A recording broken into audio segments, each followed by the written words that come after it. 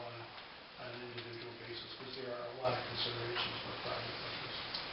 Well, yeah, there's obviously a lot of considerations. But, I mean, I think we all agree that, we've got issues up there, with regards to the streets. I mean, we know, we can see from the budget that, we're not going to be able to take anything out of there and allocate it to, streets. So, I don't know if there are any other options other than what Tom's already explained. I guess, special assessments Oh, I'm sorry, could be a player. Do you want me to comment on that? Why don't you? Yeah. I apologize, I'm not going to do that. There is one other option, and that's special assessments. I've had a lot of experience with special assessments. A lot of infrastructure is paid through, in fact, even in this area, the special assessments. Roads, streets, sewer, bridges can be paid for by literally assessing the cost, and there are various formulas that can be used on property owners who benefit from the infrastructure improvement. Typically, it's a street or sewer line or water line. And the assessment can be for various number of years, comes on your annual tax bill, and it is arrived at by different formulas. One is the most common for the types of projects that we're talking about tonight are by front footage. The benefit of a street improvement would be evaluated based on the front footage that benefits from it, and then you would apply a cost per front footage. A lot of times, the special assessments I've seen have been $30, $40, $50 a front foot, but they can be more.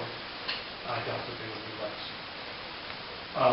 And then sometimes they can be assessed on benefit alone, and then they also can be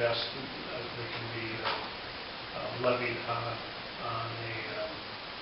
a square footage basis. So there are lots of ways to assess the benefit.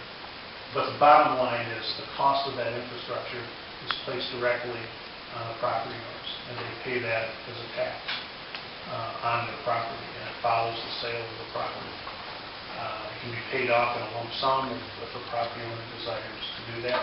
That's not unusual, but it's not the majority of the way the assessments are addressed. The problem in communities like Bessemer is that we don't have a tradition of special assessments, with the exception of some, I guess, in the East End neighborhood when that area was developed. But generally, we don't have a history, and most communities like us don't have a history of special assessments. It makes it really hard to go to someone and say, hey, the good news is we're going to pay your street. The bad news is, we're going to assess $2,500 against your property that you have 7 years to pay. And they're going to say, well, in 2007 you paved a couple miles of road, and who paid for that?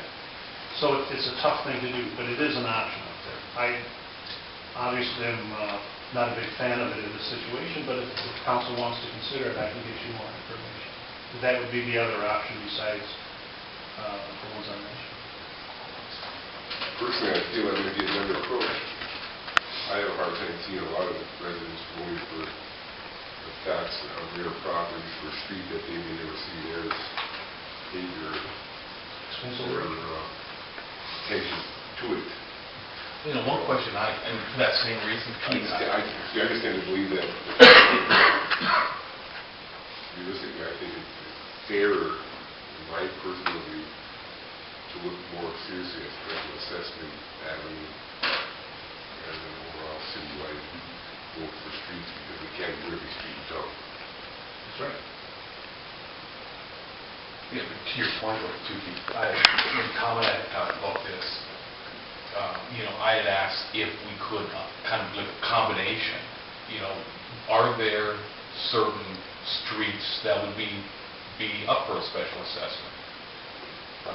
If they were, then it would be on the front burner type thing. And then for the rest of the town, the option would be, do we go with some type of dedicated millage or not?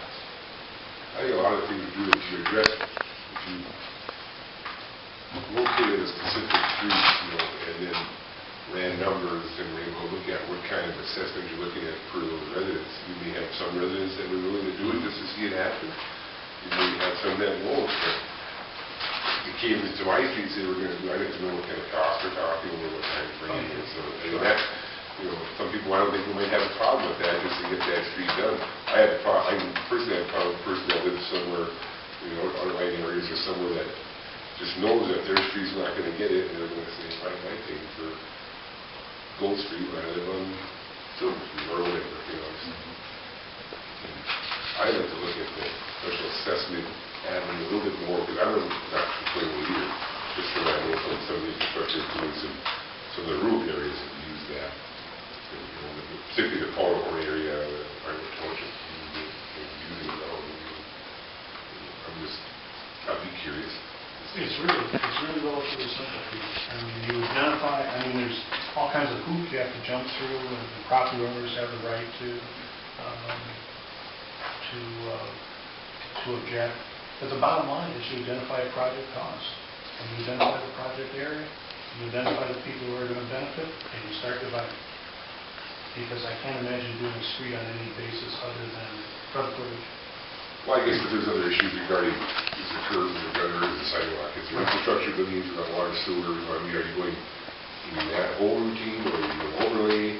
You know, there's other scenarios there that I think have to play into the final factor before when a person is for or maybe against a special assessment.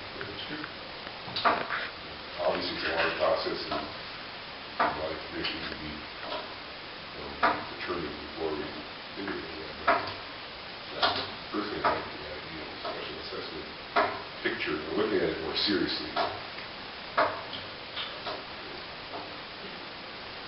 No, I think that's the key. I mean, you know, we can go out and run numbers, and you and I can measure streets and everything else, but I mean, I think the key is for council to give us a sense of the direction that you want to pursue, because that does affect a lot of the technical issues that would have to be done. So I mean, special assessments, some type of voted revenue, or, you know, the other option I neglected to mention too is property sales. But right now with the economy the way it is, our surplus property, unfortunately, just isn't moving. A couple years ago, it enabled us to do a nice job. Situations change. I can bring back more information on special assessment. Well, really all the options. So are we all in agreement that we want Tom to continue?